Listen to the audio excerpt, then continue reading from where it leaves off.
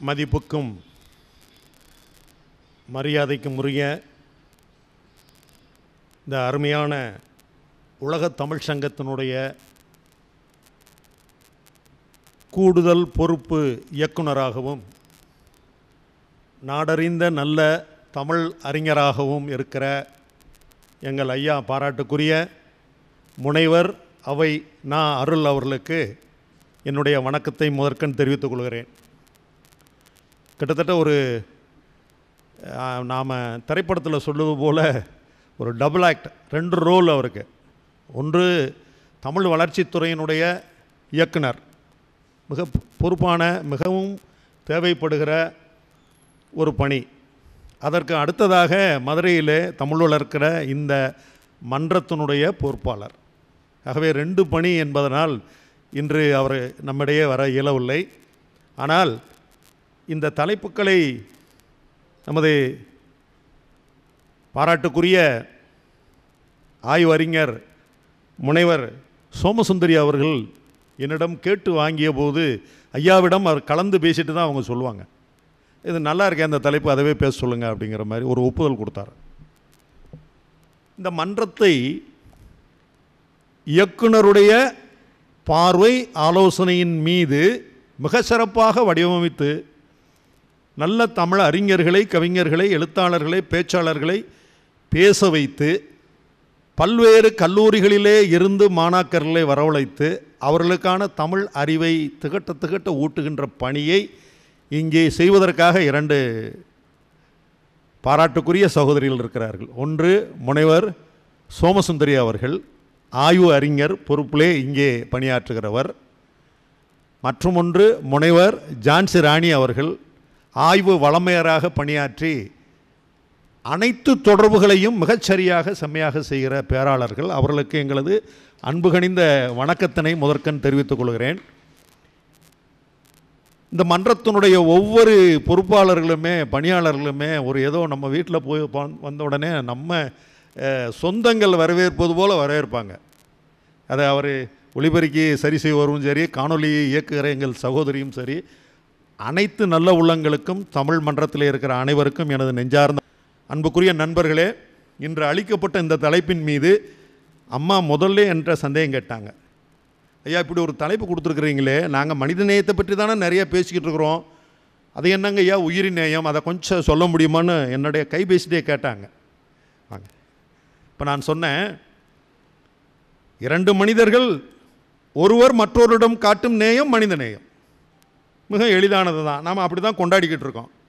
ஆனால் ஒரு விலங்கு இன்னொரு விலங்கிடம் கொண்டாடக்கூடிய நேயத்தை என்னவென்று சொல்வீர்கள்?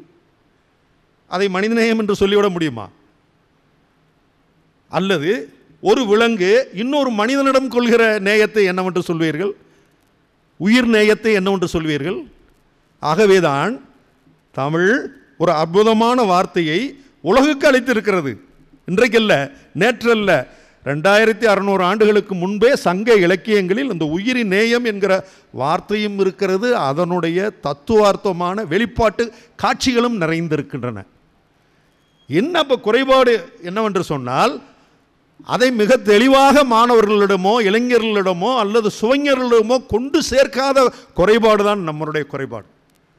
தமிழ் நிரம்ப தன்னகத்தை வைத்திருக்கிற ஒரு மாபெரும் மொழி. எத்தனையோ இந்த உலகுக்கு கொடை அளித்திருக்கிறது தமிழ், இல்லையா? காதல், வீரம், வீரத்தில் கூட போர் தொழிலை எப்படி செய்ய வேண்டும், சூழலியல், வேளாண்மை, உளவியல், சமூகவியல், ஒரு மானிட வர்க்கம் வாழ்வதற்கான அனைத்து தரவுகளையுமே தன்னிடத்தே கொண்டு உலகத்திற்கு முன்னோடியாக, ஏன் உலகத்துக்கு அளித்திருக்குன்னு வார்த்தையை நம்ம போட்டோம் என்று சொன்னால், 10ஆம் நூற்றாண்டுக்கு பின்புதான் ஆங்கிலம் மொழியாக கட்டமைக்கப்பட்டது. அதை ஒட்டி ஏறத்தாழ ஒரு நூற்றாண்டுக்கு முன்னோ அல்லது பின்னோ தான் மிகச்சிறந்த உலக மொழியாக என்று பேசப்படுகிற பிரெஞ்சு மொழியும் ஜெர்மன் மொழியும் எழுத்துருவாக்கம் பெற்று மொழியாக நிலைத்து நின்றது. ஆனால் மனிதகுலம் யாரும் சந்தித்திராத பல்நெடுகாலத்திற்கு முன்பே எழுத்தியலோடு சேர்ந்த ஒரு மாபெரும் வளமான ஒரு மொழி என்று சொன்னால் அது தமிழ் மொழி மட்டும்தான். ஆகவே இங்கே இருந்து போகிறது உலகத்திற்கு போகிறது என்றுதான் பொருள் இல்லையா? ஆகவே தமிழ் உயிரினேயம் என்கிற விதத்திலே கொடுக்கிறத நான் சொன்னேன். இந்த உயிரினேயம் எங்கே இருந்து துவங்குகிறது என்றால் சங்க இலக்கியத்திலே துவங்கி விட்டது. ஆனால் அதை மிக அருமையாக கூர்மைப்படுத்தி நமது பாட்டன் வள்ளுவன் அருமையாக ஒரு குரலில் சொல்கிறான். எப்படி? ஈதல் இசைபட வாழ்தல் அதுவல்லது ஊதியமில்லை உயிர்க்கு. இந்த பேனாவுக்கு ஒரு ஊதியம் இருக்குங்க, இதுக்கு ஒரு விலை இருக்குது தெரியுமில்ல? இந்த கைபேசிக்கு ஒரு விலை இருக்குது, இந்த புத்தகத்திற்கு இருக்குது, மேடைக்கு இருக்குது, ஒளிவாங்கிக்கு இருக்குது, ஒளி பேசிக்கு இருக்குது, அனைத்து பொருள்களுக்கும் இருக்குது, நாற்காலிகளுக்கு இருக்குது, அனைத்துக்கும் இருக்குது, என்னுடைய ஆடைக்கு கூட விலை இருக்கிறது. ஆனால் தமிழ் ஒன்று மட்டும்தான், திருக்குறள் தான் உயிருக்கு விலை. வேற எந்த இலக்கியத்திலையும் அப்படியெல்லாம் உயிருக்கு விலை சொல்லவில்லை. என்ன விலை? ஈதல் இசைபட வாழ்தல். இந்த ரெண்டு மட்டும்தான் நமக்குள்ளே இருக்கிற உயிருக்கான விலையாக நாம் தர முடியும். அப்போ சரிதானா? உயிர் நேயத்தை எப்படி கொண்டு வந்து சங்க இலக்கியங்களிலே பயின்றிருந்த அந்த உயிர் நேயத்தை ஒன்று திரட்டி வள்ளுவன் தருகிறான். வள்ளுவனிடம் இருந்து ஒரு நெடும் பயணத்தை ஆற்றுகிற உயிரினேயம் என்ற தத்துவம் வள்ளலாரிடம் நிலைக்கிறது. அம்மா அருமையாக சொன்னாங்களே, வாடிய பயிரை கண்டபோதெல்லாம் வாடினேன், பசியால் இளைத்து வீடுதோர் இருந்தும் பசியரா வெற்றரை கண்டு உளம் பதைத்தேன். பிறர் பசியாக இருக்கும்போது பலர் நம்ம நகண்டு போயிடுறோம். அவர் இறக்கம் மட்டும் படலையா, நடுங்கிறாரா. உலகத்தில் படைக்கப்பட்ட இன்னொரு உயிர் பசியால் துடிப்பது எனக்கு நடுக்கத்தை தருகிறது. வள்ளலார் ஜீவகாருண்ய ஒழுக்கம் என்கிற அவர் தத்துவமே உயிரினேயத்தின் மீது கட்டப்பட்ட மாபெரும் கட்டிடம் தான். சரிங்களா? வள்ளுவர் கொடுக்க, வள்ளலார் அதை வளர்த்து எடுக்க, எங்களது மகாகவி பாரதி அற்புதமாக இலக்கணப்படுத்துகிறான். எப்படி?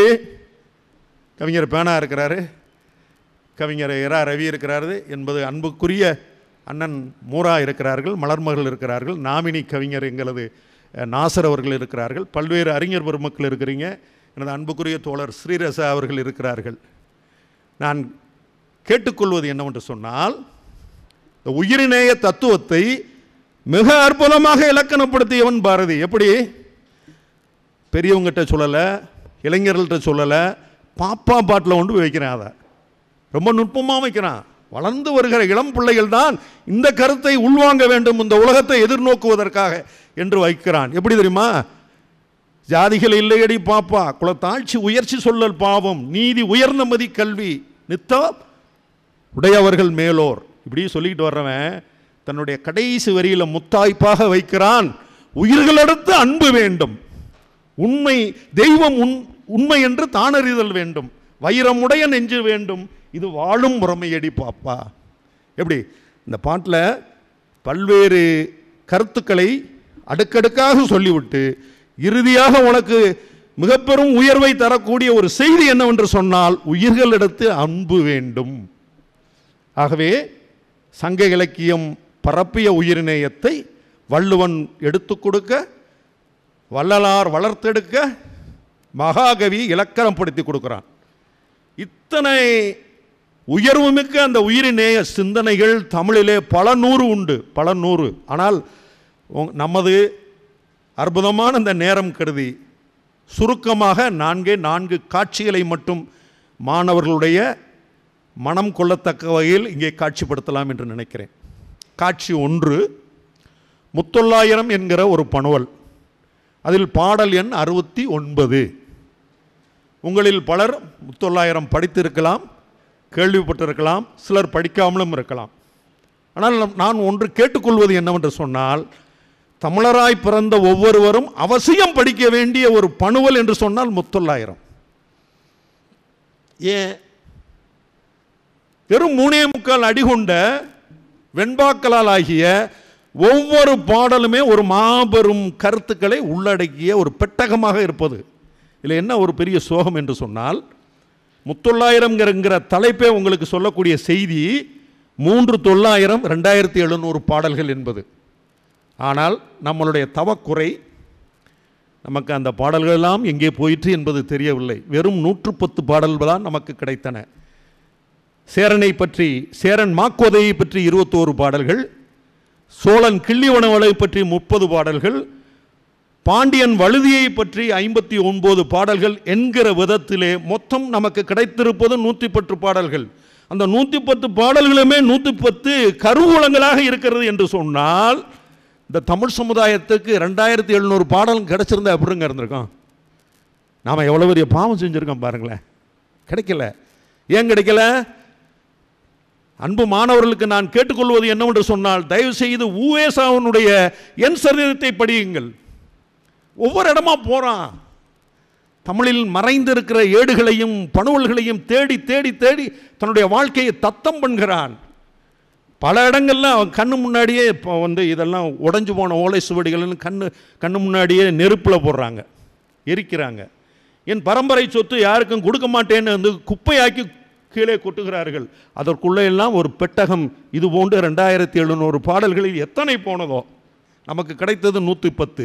இந்த 110 பாடல் எண் 69 உயிரினயத்திற்காக நான் எடுத்துக்கொண்டது.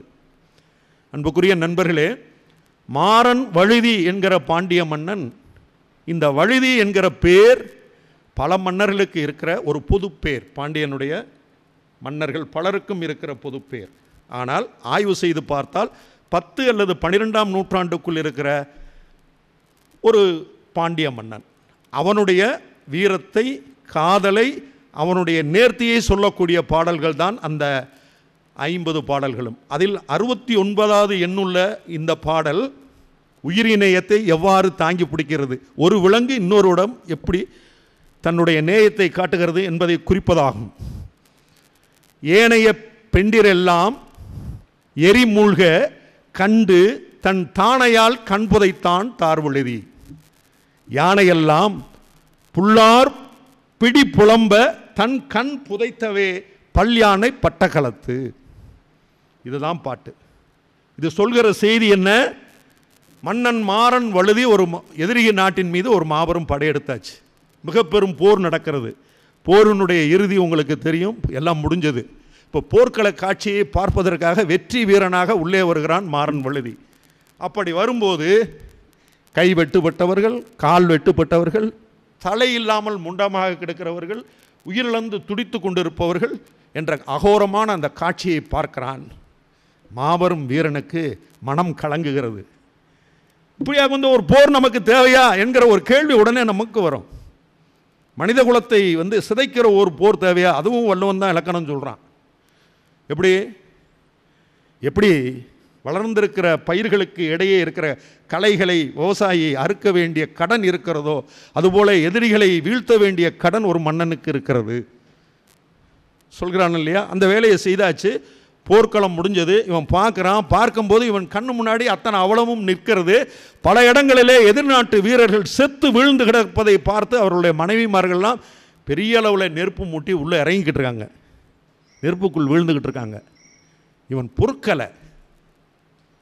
மன்னன் என்ன பண்ணுறான்? தன் மேல் இருக்க அங்கவசத்திர தானையால் தன் கண் புதைத்து அழுகிறான். இது கூட மனிதநேயம்தான். அதுக்கு அடுத்து வருது பாருங்க. யானையெல்லாம் புல்லார் பிடி புலம்ப தன் கண் புதைத்தவே பல்யானை அட்டகளத்து. இந்த ராஜாவுடைய பட்டத்து யானை இருக்குது பார்த்தீங்களா, அது பார்க்குது. எதிரி நாட்டு யானைகள் எல்லாம் செத்து வீழ்ந்து கிடக்கின்றன. அது படுக்கிற துயரத்தை பார்த்து யானைக்கு தாங்க முடியல. இதுதானே உயிர்நேயம். அது தன் கண்ணில் மூடிக்கிட்டு அழுகுது, காட்சிப்படுத்துகிறான். பேர் தெரியாத ஒரு நம்ம முப்பாட்டன் முத்தொள்ளாயிரத்தில் அருமையாக காட்சிப்படுத்துகிறான். ஏனைய பெண்டிரெல்லாம் எரிமூழ்க தானையால் தன் கண் புதைத்தான் தார்வழுதி. யானையெல்லாம் புல்லார் பிடிபுலம்ப தன் கண் புதைத்தவே பல்யானை அட்டகளத்து. இந்த காட்சியோடு அப்படியே கொஞ்சம் அப்படி பின்னாடி வந்தீங்கன்னா கலிங்கத்து போரை பற்றி நாம் படிச்சிருக்கிறோம் இல்லையா? அசோக சக்கரவர்த்தி தான் பட்டம் ஏற்ற 8வது ஆண்டு, அதாவது கிமு 269 பட்டம் ஏற்கிறார். கிமு 261 போர் தொடுக்க வேண்டியது இருக்கிறது.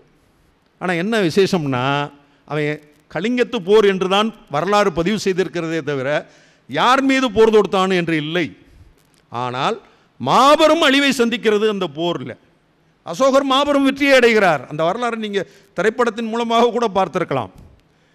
இதே போல் அவன் போர்க்களத்திற்குள் போய் கொண்டிருக்கும் போது ஒரு இடத்துல ஒரு இளைஞன் வெட்டுப்பட்டு இறந்து கிடக்கிறான், துடித்து கொண்டிருக்கிறான். அவனுடைய தாய், வயது முதிர்ந்த தாய், அவனை தூக்கி வைத்து நீரை ஊற்றி வாயில் ஊற்றி கொண்டிருக்கிறார். அந்த நேரம் அசோகன் போகிறான். அசோகன் போய் தன் கையில் இருக்கிற குடுவையை எடுத்து அவனுக்கு ஊற்றுவதற்காக போகிறான். இந்த தாய் நிமிர்ந்து பார்த்து கேட்கிறார், நீ யார்? அவன் போர் செய்து களைப்பில், அவன் கிரீடுங்கிறீடு எதுவும் இல்லை, நான் தான் சாம்ராட் அசோகன். உடனே கீழே வெட்டு கிடந்த பையன் காரி துப்புறான், தூ என்று துப்புகிறான். இத்தனை உயிர்கள் மடிய காரணமான நீ ஒரு சக்கரவர்த்தி என்று சொல்லிக் கொள்வதில் என்ன பெருமை இருக்கிறது? அந்த நேரம் பார்த்து நம்மால் உள்ள வர்றார். புத்தம் சரணம் கச்சாமி, சங்கம் சரணம் கச்சாமி, தர்மம் சரணம் கச்சாமி. அவர் தன்னுடைய அரச வாழ்க்கையை விட்டு துறவி வாழ்க்கையாக உலக வரலாற்றிலே, அரசியல் வரலாற்றிலே இல்லாத அளவுக்கு ஒரு துறவு வாழ்க்கையை மேற்கொண்டதோடு அல்லாமல் மனித நலத்திட்டங்களையும் நிறைய அவர் பேர்லாம் குளம் வெட்டினது, கரை எடுத்தது, மரங்கள் வச்சதை இன்றைக்கும் பெருமையாக பேசி கொண்டிருக்கிறோம் இல்லையா?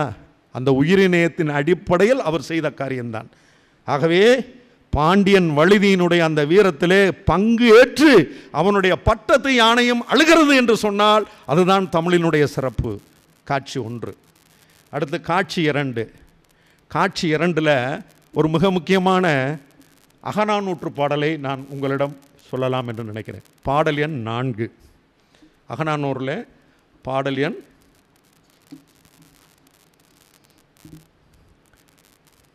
குறுங்குடி மருதனார் எழுதிய பாடல். அந்த பாடல் முல்லைத்தனையில் அமைந்த பாடல். இந்த பாடலினுடைய கருத்தும் உங்களுக்கு பலருக்கும் கூட தெரிந்திருக்கலாம். அதனுடைய உயிரினேய நுட்பம்தான் இங்கே மிக முக்கியம். எப்படின்னா, ஒருத்தர் மன்னர் பொருளீட்டுவதற்காக போகிறான். தலைவன் போகும்போது இந்த சங்க இலக்கியங்கள் முழுமையிலுமே கிட்டத்தட்ட இதன் மாதிரி தான் ஒத்து வரும். தன் மனைவியை ஆற்றி இருக்க சொல்கிறான். நான் போய் பொருளீட்டி விட்டு திரும்ப வரும்போது கார்காலம் துவங்கும்போது நான் வந்து விடுவேன், அதுவரை நீ ஆற்றியிரு, கலங்காதே, நான் வந்து விடுவேன், உறுதி சொல்கிறேன். போயாச்சு, தலைவன் போயாச்சு. இவன் சொன்ன காலம் வருது. அந்த கார்காலம் எப்படி வருதுங்கிறது இந்த பாட்டில் அற்புதமாக சொல்கிறார், ரொம்ப அற்புதமாக சொல்கிறார். கார்காலம் வருது, ஆனால் தலைவன் வரல. அப்போ தலைவி மயங்கி நிற்கிறாள். நிற்கும்போது அவளுடைய தோழி அவளை ஆற்றுவதாக அமைந்த பாடல் தான் அந்த பாடல் எண் 4 அகநானூரிலே குறுங்குடி மருதனார் எழுதியது. எப்படி பொருளீட்டுகிறவன் வேலையை முடிச்சுட்டான், சொன்ன டைம் ஆயிடுச்சு, இன்னும் நம்ம போகலேங்கிற அவசரத்தில் அவர் கிளம்புறார், தேரில் கிளம்புறார். கிளம்பி வருது, தன் மனைவியிடம் கொடுத்த வாக்குறுதியை நிறைவேற்ற வேண்டும், மனைவியை பார்க்க வேண்டும், பிள்ளைகளை பார்க்க வேண்டும் என்கிற ஒரு வேகத்திலே, வாயு வேகம் மனோவேகம் என்று தன் குதிரையை செலுத்தி வருகிறான். தேர்ப்பகனை இன்னும் வேகமாக என்று செலுத்தி வருகிறான். அப்படி வந்துக்கிட்டு இருக்கும்போதே ஒரு இடத்துல தேரை நிறுத்து அப்படிங்கிறான். தேர்ப்பகனுக்கு ஒன்றும் புரியல, என்னடா வீட்டுக்கு போகிறதுக்கு இவ்வளோ அவசரப்படுத்தினவர் தேரை நிறுத்த சொல்கிறாரே அப்படின்னு. சரின்னு அந்த கடிவாளத்தை பிடித்து இழுத்து நிறுத்துகிறான். கீழே இறங்கியாச்சு. இறங்கின உடனே செய்த காரியம் என்ன தெரியுங்களா? அந்த கழுத்து, இந்த குதிரையினுடைய கழுத்து இருக்குது பார்த்தீங்களா, கழுத்தில் இருக்கிற ஒவ்வொரு மணியாக கட்டுகிறான். புரியல அவனுக்கு, என்ன செய்கிறான் புரியல. வேற யாரும் செய்யாத ஒரு காரியத்தை தான் இவன் செய்கிறான். ஏன் என்று சொன்னால், இப்படி வாயு வேகம் மனோவேகமாக வந்துகிட்டு இருக்கிற தேரின் மீது வண்டுகள் இணையாக வந்து விழுகின்றன. அங்கே இருக்கிற பூக்களிலே தேனை உண்டு கொண்டு மகிழ்ச்சியோடு தன்னுடைய இணையோடு மகிழ்ந்து இருக்கிற வண்டுகளெல்லாம் இந்த மாபெரும் சத்தத்தை, சலங்கையினுடைய சத்தத்தை, குதிரையினுடைய வேகத்தை தாங்காமல் துடித்து வந்து விழுகிறது. ஆகவே இவன் தன்னுடைய நான் பட்ட இன்பம் இந்த உயிர்கள் படக்கூடாது, நிறுத்து தேரை, கட்டு மணியை. அநேகமாக வரலாற்றில் இப்படி ஒரு செய்தி வேற எந்த இலக்கியத்திலும் இருப்பதாக நான் அறியவில்லை. ஒருவேளை நீங்கள் அறிஞ்சிருந்தால் சொல்லுங்கள், அது ஒரு பன்னாட்டு கருத்தரங்கமாகவே நம்ம வைத்திடலாம். தேன் ஒன்று இருக்கிற வண்டு மயங்கும், அது துன்பப்படக்கூடாது என்பதற்காக இறங்கி ஒவ்வொரு மணியினுடைய நாவை கட்டுகிற செய்தியை மிக அற்புதமாக சொல்கிறது இந்த பாடல். முல்லை வைனுனை தோன்ற இல்லமுடு பைங்கால் கொன்றை மென்பிணி அவள இரும்பு திரித்தன்ன மாயிரு மறுப்பின் பரல் அவள் அடைய இரளை தெரிப்ப மலர்ந்த ஞாலம் புலம்பு புறக் கொடுப்ப கருவிவானம் கதல் உரை சிதறி கார் செய்தன்றே கவின் பெருவானம் குரங்குலை பொழிந்த கொய்சுவர் புறவி நரம்பு ஆர்த்தன்ன வாங்கு வல்பு அறிய பூத்த புங்கர் துணையொடு வதியும் தாதுன் பறவை பேதுரல் அஞ்சி மணிநா ஆர்த்த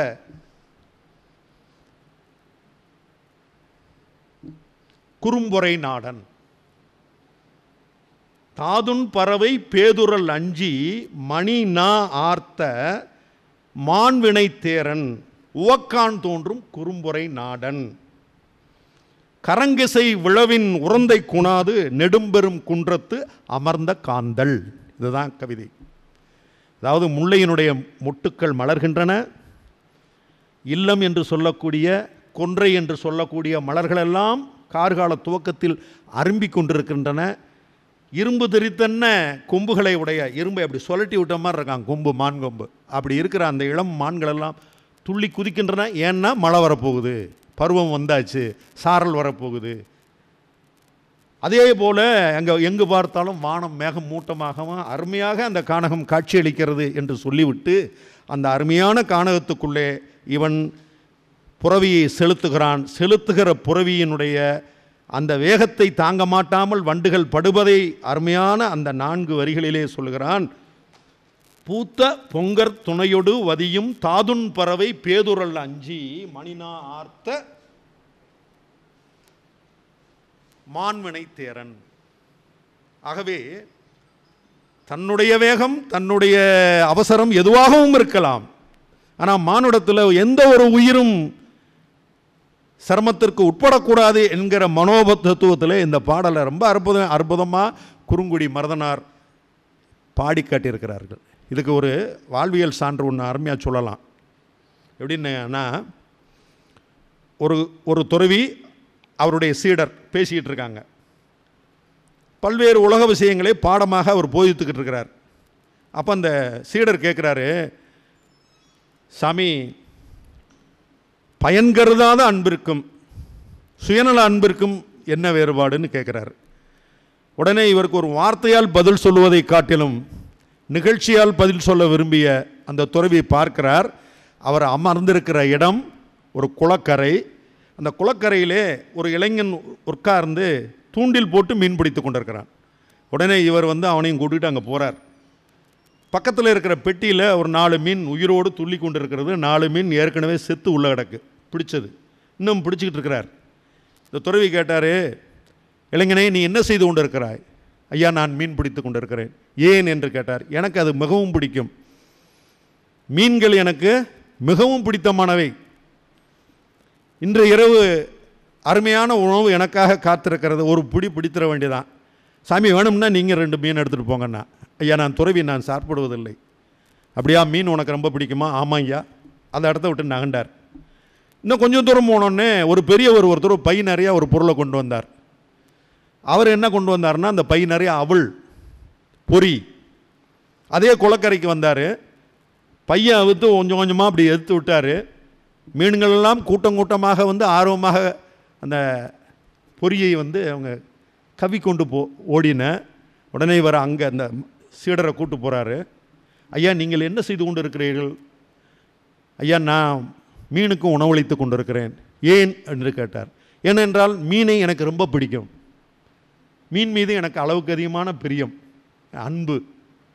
உடனே பக்கத்தில் திரும்பினார். அவருக்கும் மீனு மேலே அன்பு தான், இவருக்கும் மீனு மேலே அன்பு தான். நீ கொஞ்சம் நேரத்துக்கு முன்னாடி கேள்வி கேட்டில்ல, சுயநலமான அன்பிற்கும் சுயநல கலப்பில்லாத அன்புக்கும் என்ன வித்தியாசம்னு கேட்டியா? அது அந்த மீனினுடைய கறி சுவையால் ஏற்பட்ட அன்பு. அது இங்கே இதனுடைய உயிர் நேயத்தால் ஏற்பட்ட அன்பு மீனிடம் என்று ஒரு துறவி மிக எளிதாக அதற்கு ஒரு சான்றும் காட்டி விட்டு போகிறார். சரிங்களா? இது காட்சி எண் 2 சொல்லிட்டோம். நீ அடுத்து காட்சி எண் 3 கலித்தொகையிலே ஒரு பாடல். ஏற்கனவே கலித்தொகையெல்லாம் உங்களில் பலரும் கூட படிச்சிருப்பீங்க. இல்லை ஒன்று என்ன ஒரு பெரிய விசேஷம்னா, இப்போ ஏறுதழுவலை பற்றி இப்போ தானே நாம் வந்து போராட்டம்லாம் நடத்தணும். அது பார்த்திங்கன்னா வாழ்வியலாக இருக்குங்க. கலித்தொகையிலையும் கூட முல்லைக்களியை நீங்கள் எடுத்து படிச்சிங்கன்னா அந்த முல்லைக்களியில் இருக்க அனைத்து பாடல்களுமே ஏறுதழுவுதல், அந்த ஆய வீர மகளிரை பற்றிய வாழ்க்கை முறை தாங்க அற்புதமாக பதிவு செய்யப்பட்டிருக்கு. அதில் ஒரு பாடல் எண் 4, அது நெடிய பாடல், 60 வரிகளை உடைய பாடல். அதிலே ஒரு 5 வரி மட்டும்தான் நமக்கு ரொம்ப மிக முக்கியமானது. அதை மட்டும்தான் நான் எடுத்திருக்கேன். வரி எண் 47லிருந்து 50 வரை இருக்கிற அந்த வரி அது என்ன செய்தியை சொல்லுது தெரியுங்களா? ஒரு ஏறுதழுவுதல் என்கிற வீர விளையாட்டு ஒரு ஆயர் குல சேரியிலே நடந்துட்டுருக்கு. நிறைய பெண்களெல்லாம் சுற்றி நீ பார்க்குறாங்க. காளையர்கள்லாம் வந்து ஏறுகளை தழுவி அடக்கி கொண்டிருக்கிறார்கள். இது காட்சி. அப்போ ஒரு ஆச்சரியம் என்ன நடக்குதுன்னு கேட்டிங்கன்னா, ஒரு புகர் என்று சொல்லக்கூடிய ஒரு வகையான காளை, இன்றைக்கு அந்த காளையெல்லாம் அருகி போச்சு. அது என்னென்னா புகர் என்ற காளை எப்படி இருக்கும்னு கேட்டிங்கன்னா, இதுவே சங்க இலக்கியமே சொல்லுது, வெள்ளையாக இருக்கிற அந்த காளையினுடைய உடம்பு பூரா கருப்பு புள்ளிகளாக இருக்குமா, வீரத்தில் உச்சகட்டமாக இருக்குமா. புகர் என்ற அந்த காளை வீரத்தில் உச்சகட்டமாக இருக்குமா. தன்னை நோக்கி வருகிற எவ்வளவு பெரிய வீரனையும் அடித்து தூக்கி எறிஞ்சிருமா. இன்றைக்கு அந்த காட்சி அங்கே காட்டுறாரு. நின்று விளையாடுது. அது சுற்றி இருக்கிற யாரும் பக்கத்தில் போக முடியல. இந்த காளையிட்ட அத்தனை பேரையும் முட்டி தூக்கி எறியுது. ஒருத்தனுக்கு கை போகுது, ஒருத்தனுக்கு கால் போகுது, ஒருத்தன் எங்கேயோ போய் விழுகிறான். இந்த மாதிரி ஒரு காட்சி நடந்து கொண்டு இருக்கிறது. ஒரு இளைஞன் 10-20 வயது தான் இருக்கும் அவனுக்கு. அவன் ஏறுதழுவ ஆசைப்படுகிறான். எது ரொம்ப இளம் வயது மாணவன். அவனுக்கு வந்து அனுபவம் இல்லை, ஆனால் ஆசை விடலை. ஓடி போய் அந்த புகர் என்கிற காளையனுடைய துமிளை பற்றி பிடிக்கிறான். என்ன ஆயிடுது? வலிக்கிறது, கை வலிக்கிறது. அனுபவம் பத்தாது இல்லையா? வலிக்கணுன்னே அந்த காளையனுடைய காலுக்கு முன்னாடி போய் விழுந்தான். இப்போ என்ன செய்திருக்கணும்? அந்த காளை அவ்வளோ பெரிய வீரர்கள்லாம் குத்தி தூக்கி எறிந்தது. ஒரு கணம் அப்படி பார்த்துச்சா, டக்குன்னு அதை இடத்த விட்டு வேற பக்கம் போயிடுச்சுட்டான். ஏன்? இவன் அனுபவம் போதாதவன். இவனை குத்தி சிதைப்பது, இவன் உயிரை எடுப்பது எனக்கு இழுக்கு. எது? காளை நினைக்கலாம். அனுபவம் போதாதவன் இவனை குத்தி இவனுடைய உயிரை எடுப்பது எனக்கு இழுக்கு என்று அவனுடைய உயிருக்காக இது இறங்குகிறது. பார்த்தீங்களா? அங்கே நிற்கிது உயிர் நேயம்.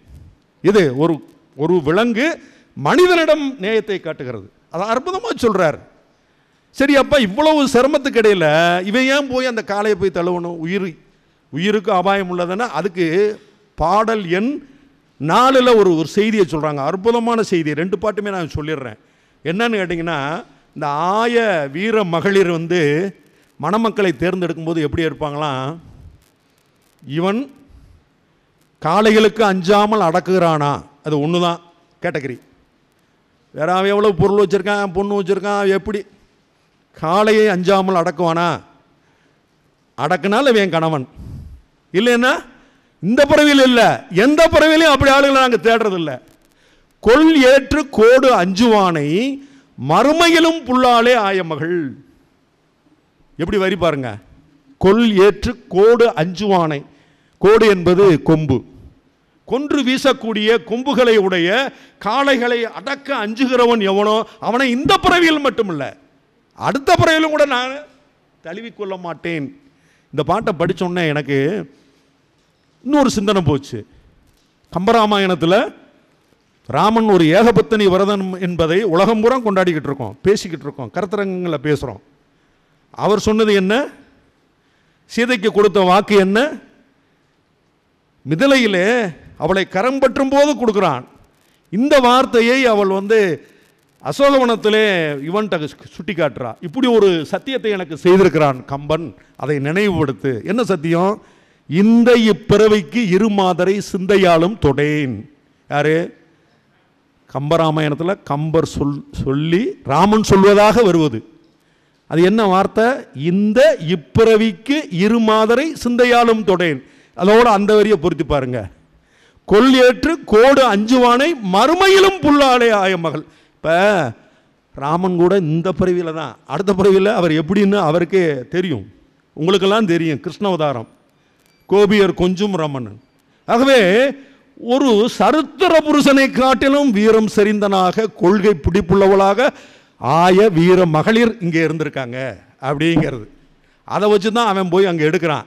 அந்த எடுக்கிற பாட்டு இருக்குது பார்த்தீங்களா, இந்த காளை நினைக்கிறது பார்த்தீங்களா, அது அற்புதமான பாட்டு. அந்த பாட்டை நீங்கள் வந்து ஒவ்வொருவரும் படித்து பார்க்க வேண்டிய பாட்டு.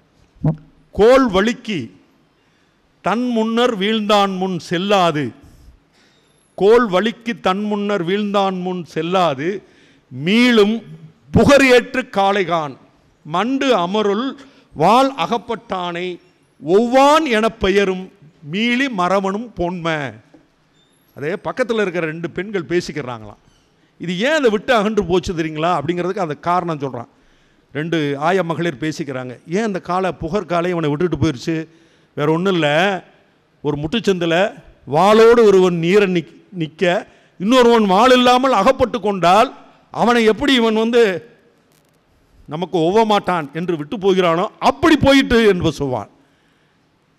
மண்டு அமருள் வாள் அகப்பட்டானை ஒவ்வான் என பெயரும் மீளி மரவனும் போன்மை என்று அந்த உயிரினேய சிந்தனையை விலங்கின் வழிதாக மனிதனுக்கு கடைசியாக காட்சியன் நாள், அதோடு முடிச்சுக்கிறேன். காட்சியன் நாள் மிக அற்புதமானது. உலக வரலாற்றிலே வேறு எங்கே இது பதிவில் இருக்கான்னு எனக்கு தெரியாது. உங்களில் பலரும் பல ரூபத்திலே கேள்விப்பட்ட ஒரு பாடல் தான். அது என்னன்னு கேட்டிங்கன்னா, 550 மாறன் பொறையன் என்கிற ஒரு அற்புதமான ஒரு பணுவலை தருகிறார். பாடல் எண் 38. எப்படின்னா, ஒரு காட்டில் நல்ல ஒரு வெயில் நேரம். அந்த வெயில் நேரத்தில் 2 மான், ஒரு ஆண்மான் ஒரு பெண்மான் மேய்ந்து கொண்டு இருக்கிறது. தண்ணி இல்லாத ஒரு நிலைமை, தாகம் எடுக்கிறது. இன்னும் கொஞ்சம் நேரம் தண்ணி இல்லாமல் இருந்தால் மயங்கி விழக்கூடிய மிக மோசமான ஒரு நிலை. எங்கும் தண்ணீர் இல்லை. தேடி அலையும் போது ஒரு இடத்துல பழைய சுனையிலே 2 வாய் தண்ணீர் மட்டும் இருக்குது. கோடை காலம் என்பதால் 2 வாய். இப்போ யார் குடிப்பது? உடனே இந்த ஆண்மான் சொல்கிறது பெண்மானை பார்த்து, நீ மெல்லியல், நீ இதை குடித்துக்கொள், தாங்க மாட்டாய். உடனே பெண்மான் சொல்கிறது ஆண்மானிடம், இல்லை இல்லை, நீ இந்த குடும்பத்தின் தலைவன், நீ குடித்துக்கொள்வது மிக அவசியம், நீ குடித்துக்கொள். 2 பேர்த்துக்கும் வாக்குவாதம் தான் வருது, தண்ணியை குடிக்கிறதுக்கு வழி இல்லை.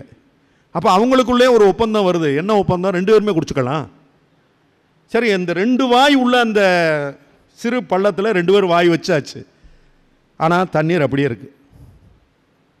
உறிஞ்சி குடித்தால் ஒரு வாய் தான் வரும், ஆனால் தண்ணி அப்படியே இருக்குது. ஏன்? இந்த ஆண்மான் நினைக்குதான், இப்படி ஒரு பாவனை செய்தாவது பெண்மான் குடிக்கட்டும். பெண்மான் நினைக்குதான், இப்படி ஒரு பாவனை செய்தால் ஆண்மான் குடித்து விட. சுனை வாய் சிறு நீரை எய்தாது என்ற நீ பிணைமா தன் இணைமா பிணிதுண்ண வேண்டி தன் கள்ளத்தில் ஊச்சும் சுரம் என்ப காதலர் உள்ளம் படர்ந்த நெறி. காதல் என்பது ஒருவர் ஆலிங்கனப்படுத்திக் கொள்வது மட்டுமல்ல, ஒருவரை ஒருவர் கொஞ்சி குழாவது மட்டுமல்ல, அவருடைய உயிரை நேசிப்பது, உடலையும் தாண்டி உயிரையும் நேசிப்பது என்பதை விலங்குகளின் வாயிலாக உலகத்திற்கு தந்திருக்கு தமிழ். வேறு எங்கேயும் நீங்கள் இந்த காட்சியை பார்க்க முடியாது. 11 கீழ்கணக்கு நூல்களில் பல அற்புதங்கள் இன்னமும் புதஞ்சிருக்கு. நம்ம இந்த ஸ்ரீரசா போன்ற நம்ம அறிஞர்களுக்கெல்லாம் நான் கேட்டுக்கொள்வது என்னவென்று சொன்னால், 11 கீழ்கணக்கு நூல்களிலிருந்து நாம் கொண்டு வர வேண்டிய செய்திகள் தான் இனி ரொம்ப முக்கியமாக அமையும் என்று கூறி இந்த அருமையான ஒரு வாய்ப்புக்கு நன்றி கூறி முடிக்கிறேன். நன்றி, வணக்கம்.